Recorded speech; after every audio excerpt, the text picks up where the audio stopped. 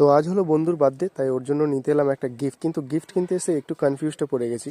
ওর জন্য কোন টি শার্টটা নেবো সেটা ভেবে পাচ্ছিলাম না, পিঙ্ক না মেরুন, মেরুন না পিঙ্ক। সো হাই প্রিয় দর্শক, আমার ছোট্ট চ্যানেলে তোমাদের সবাইকে জানাই স্বাগত। তো অনেকে প্রায় জানো আজ 16 তারিখ, আজ হলো আমার বন্ধুর জন্মদিন। তো উসকে লিয়ে কুছ গিফট তো বানতা হ্যাঁ ভাই। তাই তাড়াতাড়ি দোকান বন্ধ করে দিয়ে সোজা চলে এলাম স্টাইল বাজারে। তো এদের ব্র্যান্ড নিউ কালেকশন গুলো দেখে আমার কিন্তু খুবই ভালো লেগেছে। তো এইখান থেকেই আমি একটা টি শার্ট নেবো, যা আমি চুজ করতে পারছিলাম না, তাই এই দিদির হেল্প নিয়েছিলাম। তো প্রথমে এই দিদির সাথে আমার একটু মিস আন্ডারস্ট্যান্ডিং হয়ে গেছে, সেই ব্যাপারে একটু পরেই তোমাদের জানাচ্ছি। তার আগেই বলি, আমি কিন্তু এই টি শার্টটাকে পছন্দ করেছিলাম, কিন্তু এই টি শার্টটার সামনের দিকটা একটু ডিফেক্ট ছিল, যার কারণে এটাকে চেঞ্জ করে দিয়ে আমি কিন্তু এই মেরুন কালারের টি শার্টটাকে পছন্দ করেছি।